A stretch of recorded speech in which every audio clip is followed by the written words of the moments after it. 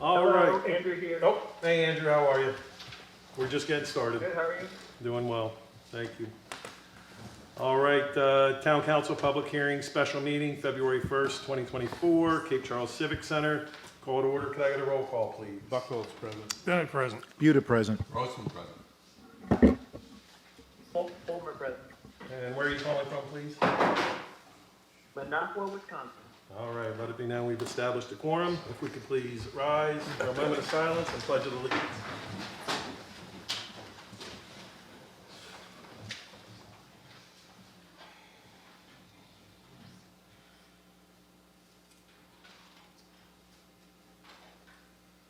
I pledge allegiance to the flag of the United States of America and to the republic for which it stands, one nation, under God, indivisible, with liberty and justice for all.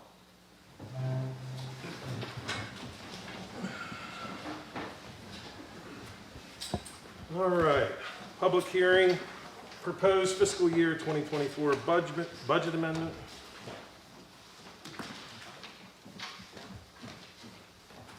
No one has signed up to speak. Okay. All right, I'll make a motion that we close the public hearing. Second. any discussion? All in favor? Aye. All opposed? All right, motion carries. And order of business proposed fiscal year 2024.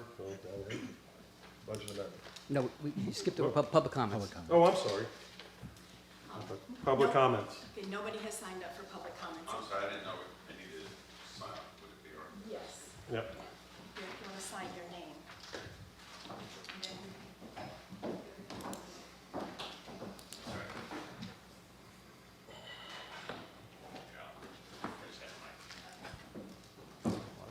Sorry about that. No worries.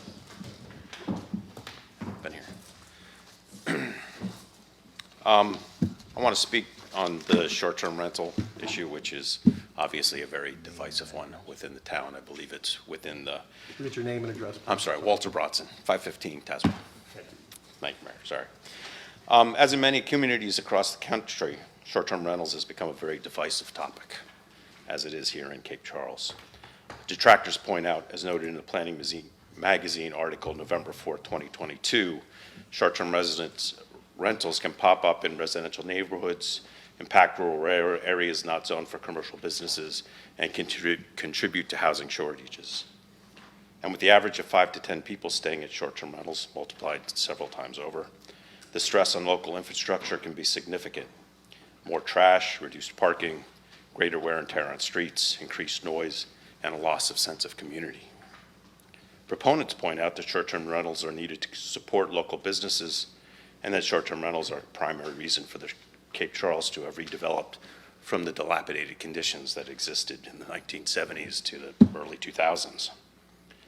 There is no doubt that Cape Charles would not be the vibrant place that it is today without short-term rentals. Northampton County does not have enough employers to support 100% full-time residents in Cape Charles, as it probably did in the 1800s to 1900s. The town now depends on tourism to support the restaurants, retail businesses, and the many community activities that we all enjoy. On the other hand, a town overwhelmed by short-term rentals and vacation homes is no community. It'd be a town without a heart.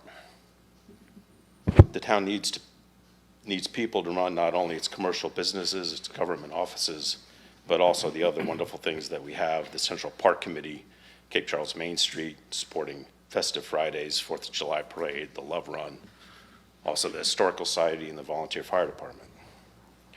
I believe there needs to be a balance struck between the number of short-term rentals and the full-time residents that we have.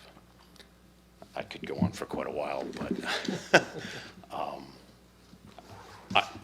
I guess I have just one question. I know you guys can't answer that, but I thought there was going to be a public hearing to have some discussion on short-term rentals, and nothing seems to have happened with that. It's coming. Thank you. Thank you. Thank you.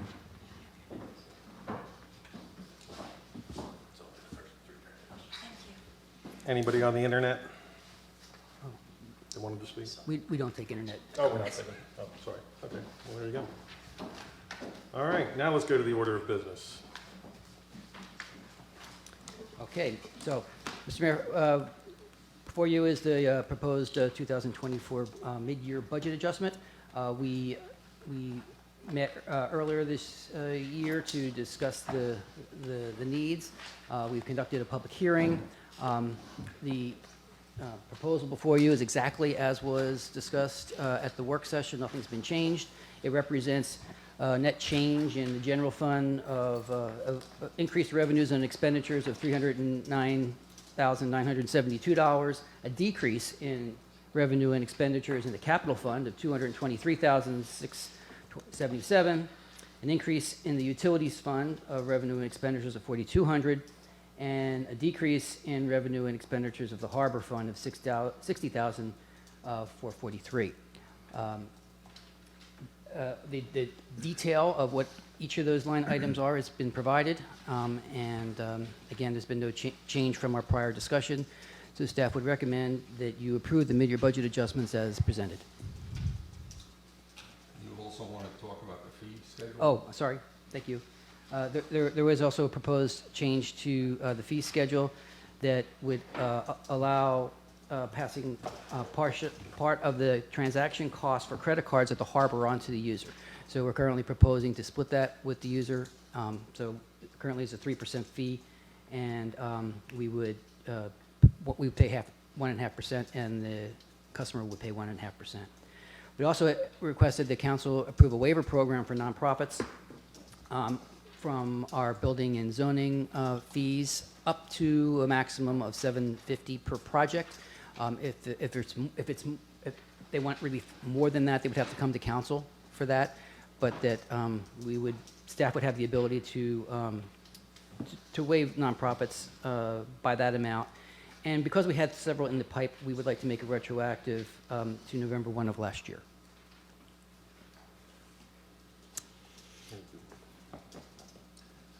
Can I get a motion? I'll make a motion that we adopt the fiscal year 2024 proposed budget amendment along with the amendments for the fee schedule discussion. Second.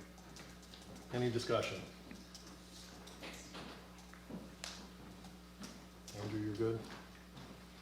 I'm good. All right. All in favor? Aye. All opposed? Aye. All right, motion carries. Appointment to the Planning Commission.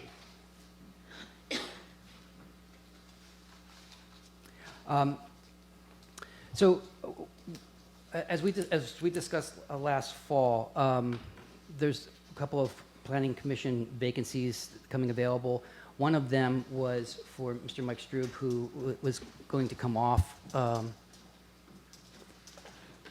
commission for a full term, but he graciously offered to continue serving until his replacement could be named. Ms. Elizabeth Wright had applied for the Historic District Review Board and has been listed as an alternate. You've reviewed her, you've interviewed her, we've reviewed her application, and she's expressed interest and desire to serve the Planning Commission. We appreciate that. And so, since you have already interviewed her, we would like to request that you appoint her to the Planning Commission, and then we will conduct interviews of all the other applicants we have for the remaining vacancy. So staff would recommend appointment. Make a motion, we appoint Miss Elizabeth Wright to the Planning Commission. Second. Any discussion? We're still accepting more applications for the other. Yes, thank you. For everybody who's out there who's interested in serving on the Planning Commission, please contact the town clerk to get an application. We'd certainly like to have more resumes. Anything else? All in favor? Aye. All opposed? Motion carries. All right. Review of 2023 Community Strategic Planning Citizen Survey results. All right, that's what everybody's here for, right? Can we get whoever wants to pull this up at home? It's available now online. So what I'm about to present is there if you can't see it here clearly. I presented each of the council members with a binder that has a little bit more detail to include every comment verbatim that was received. I have gone through and made a summary of the comments received, and I'll be presenting that tonight as we go through this. So, let's start with the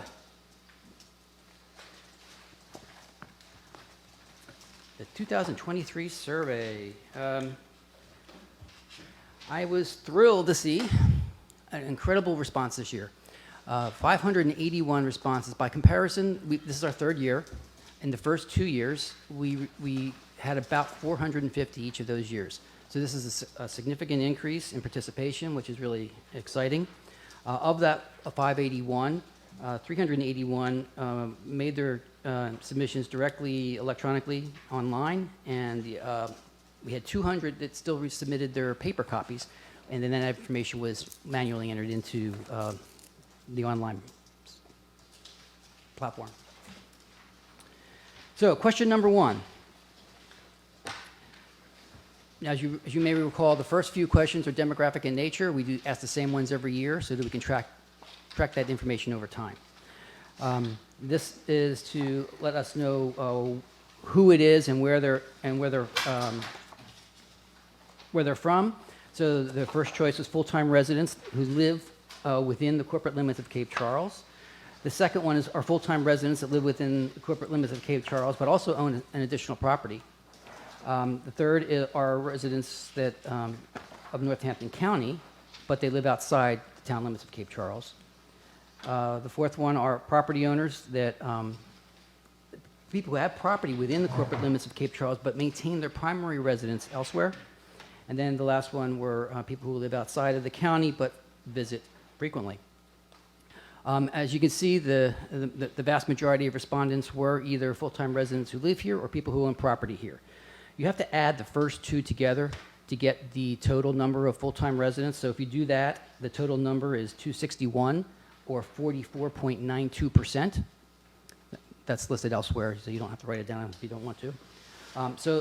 By comparison, almost identical. So 44.9 full-time residents who live here versus 45.4 who just own property here and live somewhere else. So about half a percentage more of those types of individuals. Okay. Question 2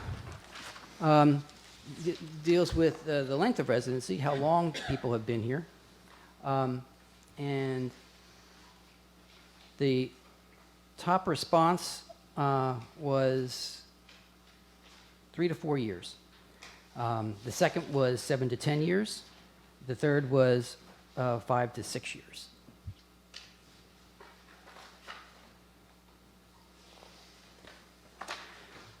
The next was to find out how many of the respondents own a business in Cape Charles.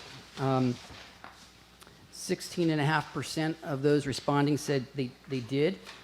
However, throughout the presentation, I'm also going to reference, we have a way of sorting the information based on previous questions. So based on the first question of who are the full-time residents here, I can sort this information based on that. So, and which I did, and that's one of the tabs in your binder I'll get to later. But if you look at just those who live full-time within the corporate limits of Cape Charles, the percentage of businesses drops to 15%.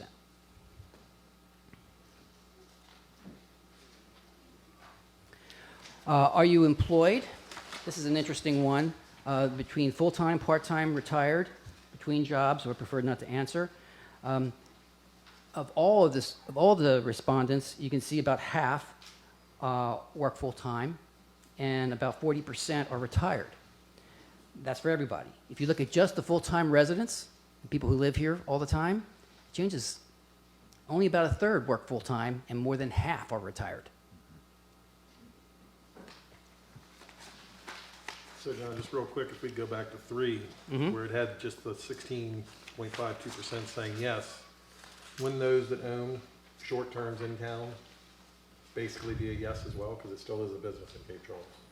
We didn't define what business was, so it was up to the respondent to decide. Okay.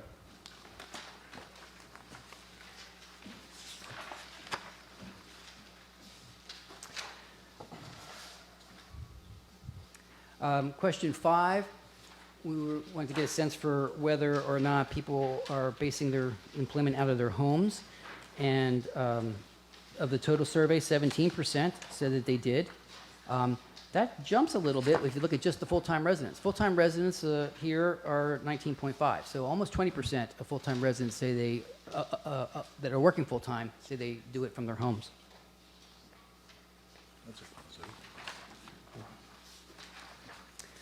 Okay, next couple. Do you think that town public services are appropriate for a community of our size? So this is fairly consistent with prior years. We're right about 80% of people who think that our services are appropriate. But here's where comments start coming into play. We'll be summarizing the comments. As I do that, note that there's a lot of comments and a lot of good ideas, and every single one of them was read, every single one of them was taken to heart. However, for purposes of reporting here, I am concentrating on those ideas or comments where at least 5 people said the same thing. So we start to get to some statistical significance. 5 is almost 10% of those people who took the survey. So I don't mean to exclude anybody. This is just a summary of comment trends. It's not meant to capture every single comment. Okay. So on question 6, while there were a lot of folks felt that the service levels were adequate for now, there was some concern that they will need to increase as the town grows. Of those that did express dissatisfaction, the number one comment was with the town water and sewer. There were 15 responses for that. Then the next most common comment was for that the town staff and services need to increase during the peak tourist season. There were 14 comments on that. The next one was a desire to establish a recycling program. That was 11 folks said that. And the last one was of note was a need for more public restrooms. 7 folks said that. So that was on quantity. The next question was on quality. What is the quality of the town's public services? Again, we were running on quantity, we were just under 80%. On quality, we're just over 80%. People think that it's good. Again, the comments were very similar to the previous question, that they're satisfied now, but there is concern about maintaining that quality as we grow. The most common comments regarding dissatisfaction, number 1, was water quality, 30 responses. The next one was a desire to see some more friendly policing in town, 10 responses. And then the last one, again, was restrooms, 9 responses that we need more public restrooms.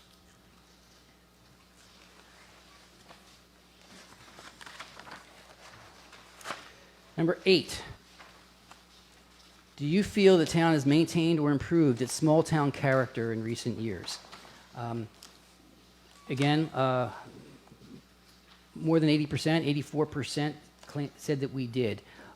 Most of the comments here were positive. Most of the comments were just reiterating the rating they gave, that they thought that Cape Charles has done a good job maintaining their small town character. There was some general concern about focusing too much on tourism, but mostly positive.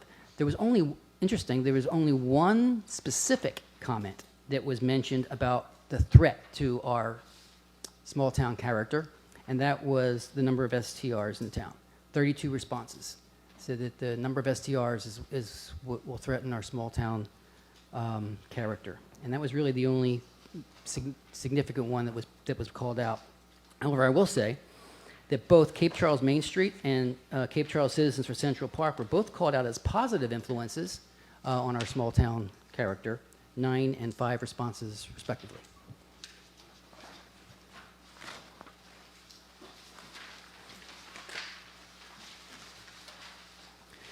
So, number 9, This is probably the sexiest question on the survey. So last year, we asked our residents what we should be working on, and what was at the top of their list was that we should start looking into some short-term rental regulations and what that might mean. So of course, we've done that. We've established a committee. We're working on that. One of the controversial concepts that came out of this initial work was whether or not to limit or cap the number of STRs throughout town. So we wanted to get some input on what the public felt about that. So we asked them to choose between the following statements. I do not support limits or caps on STRs as it may negatively impact investments in town, home values, and/or business interests. 48% agreed with that statement. I do support limits or caps on STRs as a means to help protect the town's sense of community and/or help manage impacts on the town's infrastructure like the beach and parking. 41.8% agreed with that one, and 10% just didn't have an opinion or was undecided. So that's taken in total. However, again, I was curious what full-time residents thought. So you turn the page. This are the results from just those who live here. So 44.9% of the total number of respondents were full-time residents. You gotta go to PowerPoint. It's in the PowerPoint. Second tab.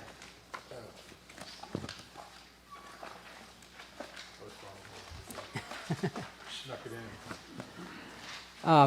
So when you're looking at just our full-time residents,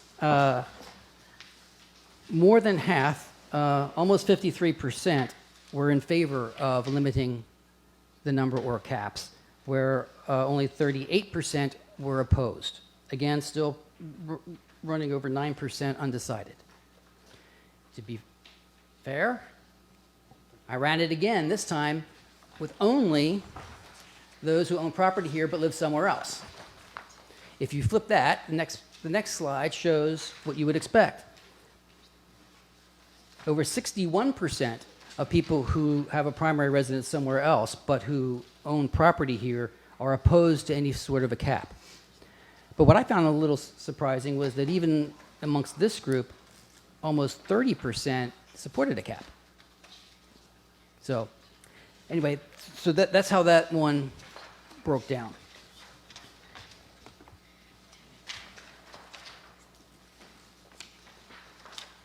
There's 2 slides that go in there.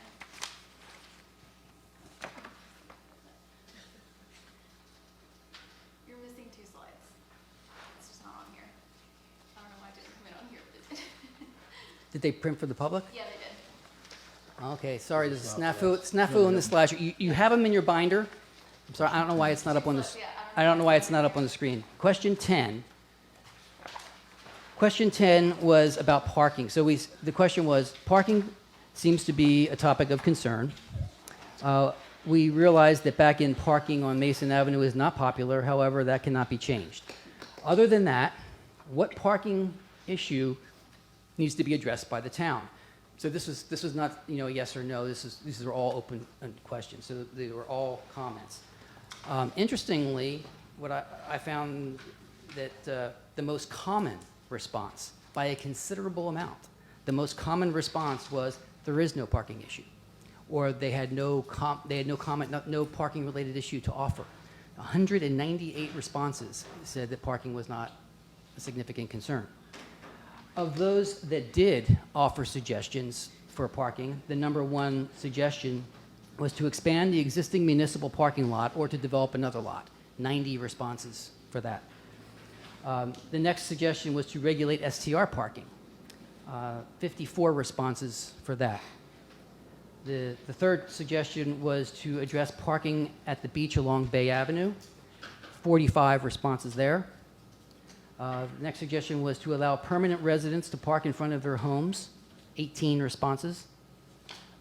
Develop better signage. 18 responses. Develop dedicated areas just for golf cart parking. 17 responses, and address event parking, 5. Interesting to note that of the top 3 suggestions here, the town is already working on them. Those top 3 suggestions, the town's already working on those. Question 11, sorry again, this one doesn't have a slide either on there. Other than the topics listed above, what will be the most pressing issue or need for the town in 2024? A lot of good suggestions here. Again, these are the ones that had more than 5 responses. There were more than that. But the number one response was develop/maintain the beach area, 58 responses. The second most important one to them was to develop STR regulations, 34 responses. The next one was to develop more public restrooms, 29. Then do not develop STR regulations, 27. Affordable/workforce housing, 22. Improve the water quality, 21. Address golf cart safety and enforcement issues, 18. Support small businesses, 16.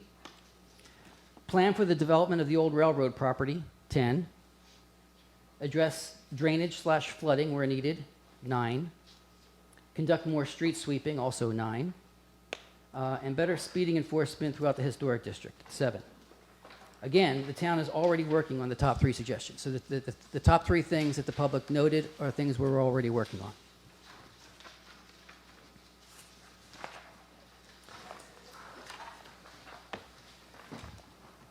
On the last question, this is the one on how we stay in touch. Not too dissimilar from prior years. The number one source listed was Facebook posts. The second one was word of mouth. The third was Cape Charles Happenings. The fourth was the town's website, and the fifth was the Gazette.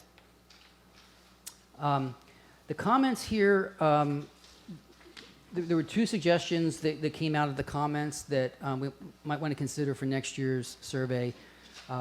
One was other community organizations, like Main Street, Citizen League, Vacation Homeowners.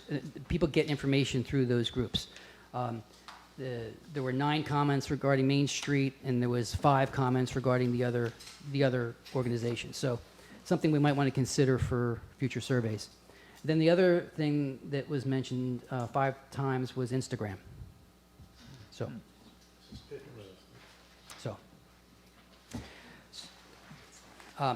that's the main survey results. But if you go to the next tab in your binder, and there's not a slide for this because the information is too small to put up on the screen, but this is the analysis tab. This is our 3rd year. This is the 3rd year we've done this, so we can start tracking trends. And so I thought it would be interesting to put some trend information on here. And you can see we're remaining fairly constant over time. So on the first question on residents regarding location, full-time versus second home, it's staying relatively the same. More or less the equal amounts over the 3 years. With regard to the length of stay, I don't know what happened last year. Last year looks to be an anomaly, but the first year, 2021 and 23, seemed to be almost identical. Last year, there seemed to be more newer residents taking the survey. On the question of business ownership, again, not too dissimilar over the 3 years. Some variation for the type of people who are coming in, but we're staying about constant. Regarding employment, full-time versus part-time versus retired. Again, the number's not shifting too much. As an overall number, about half are full-time workers, and about 40% are retirees. For home employment, we made a mistake on the very first survey in 2021.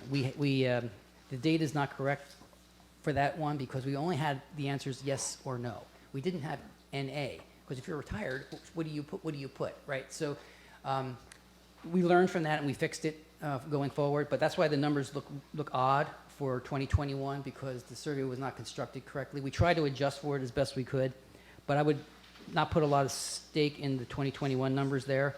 But if you look at 2022 and 2023, it remains similar. Regarding quality of service, quantity of service, again, hovering about 80% pretty consistently. On quality of service, hovering just slightly above 80% pretty consistently. Small town character, again, hovering around mid-80s pretty consistently over the 3-year period. Looking at how people stay in touch, that too hasn't changed too much, other than word of mouth and Facebook are the top two. Again, in the very first year, we didn't have electronic options listed like CC Happenings. We just had one catch-all that said blogs. So that's why you don't see any of those in there, and newspapers came in at number 5. But if you look from 22 and 23, again, pretty consistent. You have the Happenings as the third, and the website and the Gazette as the next two, as far as how people stay in touch.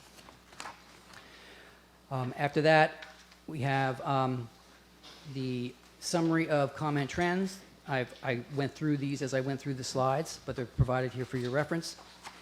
And then the next tab is the full survey of just the full-time residents. So if you want to just see what full-time residents who live here said on any of these particular questions, that's in there for you as a tab. Now, these are just the bar questions. The comments are not sorted in that way. That would have been very difficult to do because there's just too many comments.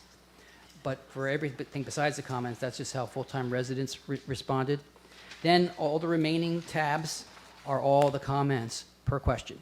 So every comment verbatim is in there per question, and it's just the whole group for each of those tabs.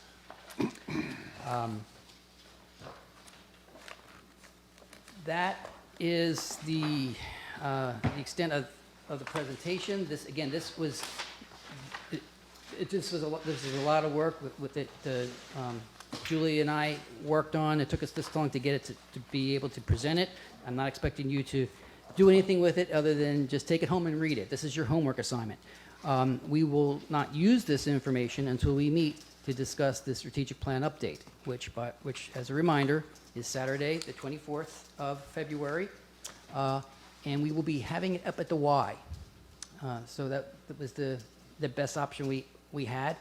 We're planning it'll be most of a day event, so we're planning from 10 to 3. We will bring in lunch. So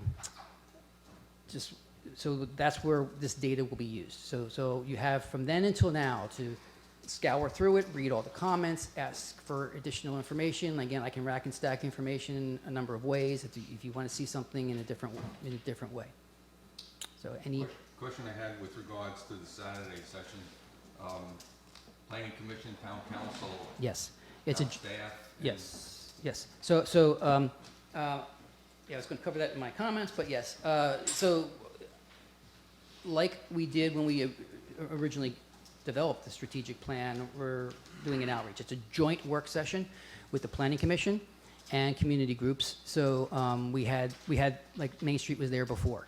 I will be reaching out for a representative from other community groups that exist now that weren't there then, like the Civic League or Vacation Homeowners Group or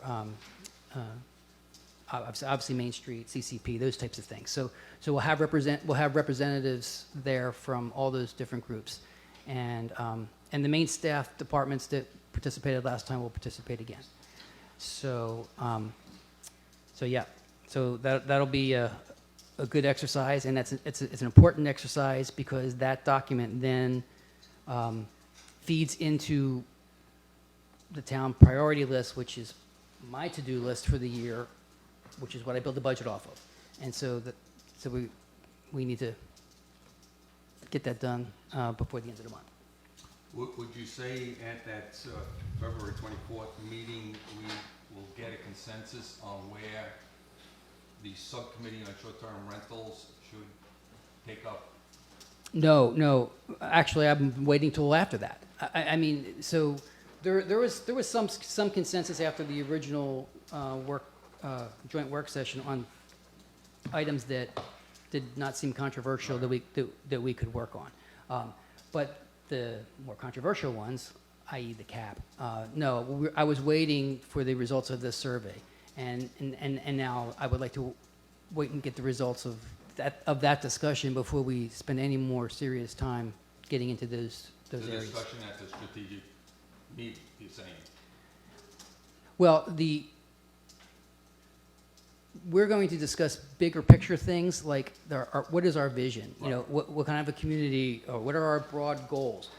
So I want that, and I want time for all this information to sink in, and before the committee starts working on that again. Okay. Any questions about the presentation? I just want to thank both of you for doing a Yes. great job on this. Very good. And I appreciate that you broke out full-time residents as a separate, that's a really valuable way to have that information. All right. Do you have any more comments? I do. All right. So I just want to let everyone know that the State Corporation Commission process that is reviewing our application to sell the utilities to Virginia American Water is moving along well. Things really picked up in January when the commission's staff finished their work and issued their report. The report was favorable. They are recommending approval of the sale. They're recommending that it happen according to the terms of the asset purchase agreement that you approved with Virginia Water. Everything's moving along very well. We are currently scheduled to have a hearing on that on the 13th of this month. I just received the witness list for that, and I am currently on the witness list, but we have submitted, we have jointly, the town, Virginia Water, and SCC staff have jointly submitted a stipulation agreement to the hearing officer that would agree to all the conditions, which would eliminate my need to have to go and testify at the hearing. Now, the hearing will still happen because the public needs an opportunity to weigh in, and for that, that's telephonic only, and you have to sign up before the deadline in order for that to happen. But regardless of whether I am there or not, we will be represented by our counsel. Our counsel will be there for that hearing on the 13th. Right, but you're saying the stipulation agreement has been drafted through It's- three parties? It's been drafted and submitted, yes. That's a huge step there. Yeah, the staff is on line with us. The other thing that I've learned that was good news was that, so there's two applications before the SCC right now. One is the acquisition of the system by Virginia Water. The other is an application that Virginia Water put in last year. It's one of their routine rate cases. They put them in about every 2 years to adjust the rates. And as we've explained, they're trying to move everybody to this consolidated statewide rate. It's taken a couple of rate cases to do that.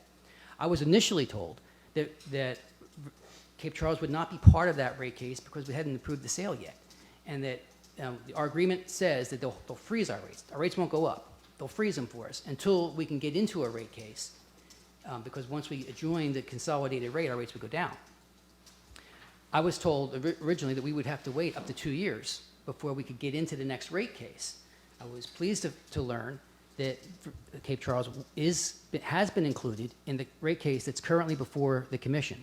So what is unknown is how the commission will act or when they will phase us in. It's possible they could do it right away in the first year, it could be the second year, it could be the third year. But regardless of when we phase in, based on the numbers that were presented in the petition after 5 years, our rates would still be lower than they are today. And that's considered, and that's assuming our rates didn't change for 5 years. Obviously, our rates would need to still go up. And the rates will eventually start going up with Virginia Water too, but those lines will never cross. The rates will always be lower with a consolidated statewide rate than if we had to cover all our costs with just our users. So that's good news. Those are two separate decisions that'll come two different times. But things are moving well with that, and hopefully the hearing officer will accept the stipulation agreement, and we'll get a ruling on it soon. Yeah, I can add that I ran some numbers for my own house, as I had done in the past, with the new blended rate, and still significant reduction in my billing if this finally comes through. So I'm pleased to see that it is carrying through. Yeah, as I said, not only is the full purchase price being recommended, but also the $10 million investment. Right. So that's critical. So not only will our rates stay the same and then eventually reduce, not only will we get the full, well, the commission has not ruled. Okay, I'm not saying this is fact yet. I'm saying what staff has recommended. They recommended we get the full 15 million purchase price.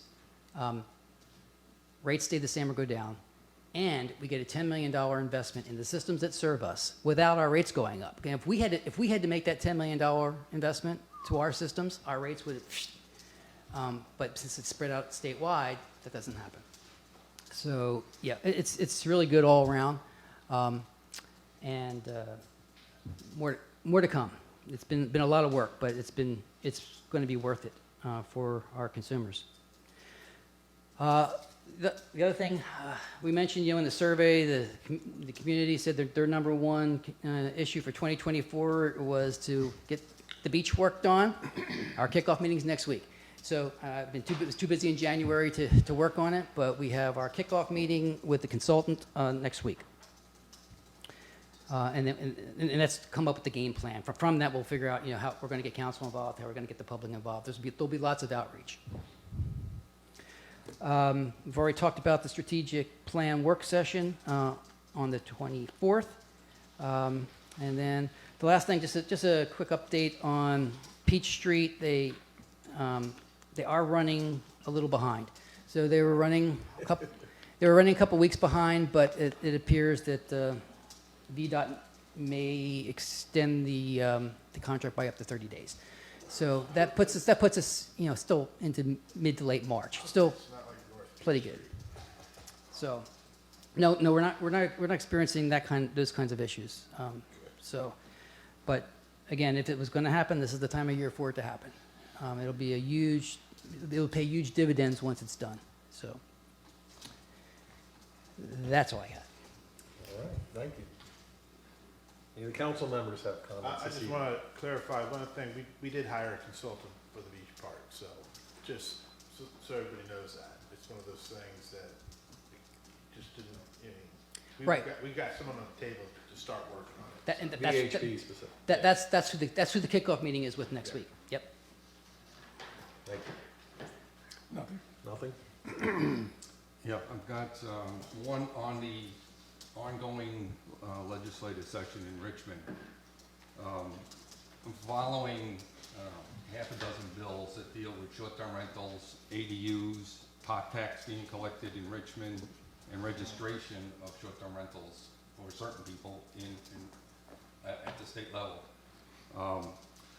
I've provided you with those particular bills. I updated today concerns and observations that I had with those particular bills. But what I also found out is we need to get our input in at the committee level. Just doing a resolution at some point in time, to me, is less effective than getting your face on the agenda to speak for or against a particular bill. And these particular bills that I had outlined to you guys really impact us in a significant way.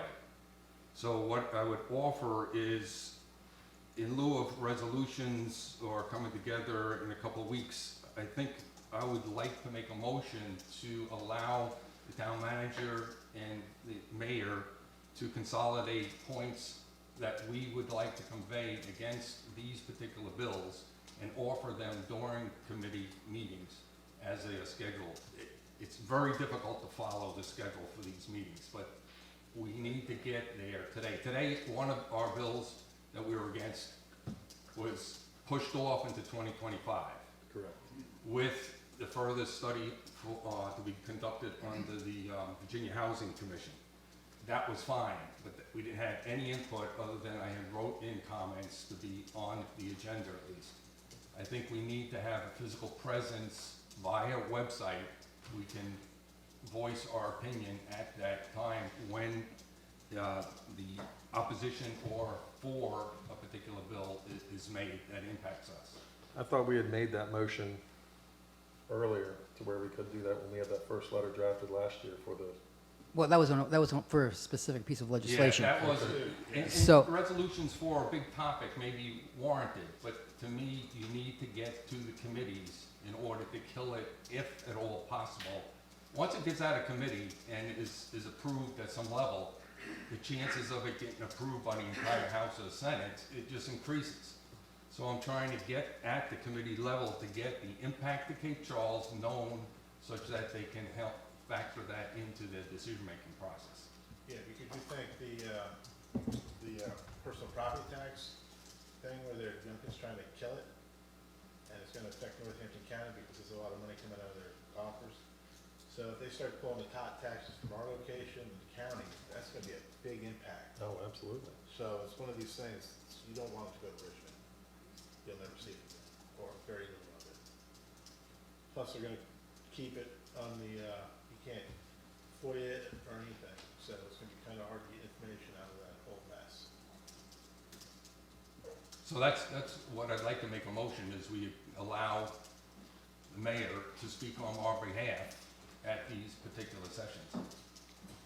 We have a second. I second So Any other for discussion, I just want to clarify, I support what Paul's doing, but I just to clarify, by approving this motion, you're also approving the manager and the mayor's discretion to do this. So I don't have the ability to go to you and to get your formal approval on each and everything. As things happen in real time, we're going to have to react to it. So I think we all are on the same page here. I think we all know what we're doing. We would just uphold our ability to manage our own affairs and our own ordinances. But traditionally, usually when, at least the way I deal with the legislative priorities, I always make sure that the council approves it before I submit anything in. So this would be a little bit different. We wouldn't have the specifics beforehand. Well, look, it's just based on the township losing its ability to make those decisions. I think that's what we limit it to. That's essentially what this comes down to. These Right. particular bills take stuff away from us. Yeah, yeah, And we So- leave it at that and don't broaden it yeah, any more than that. yeah. So I agree and support it. So if we could put that in the motion just to make it specific to bills that affect just That the impact town. Cape Charles, That correct? impact Cape Charles. In a negative way. Correct. Any other discussion? All in favor? Aye. All opposed? Motion carries. Anybody else? Andrew? Oh, sorry, go ahead. Just one thing, if you all are interested in seeing progress on the Rosenwald School, they just knocked out some of the concrete windows, so we'll take a look at it.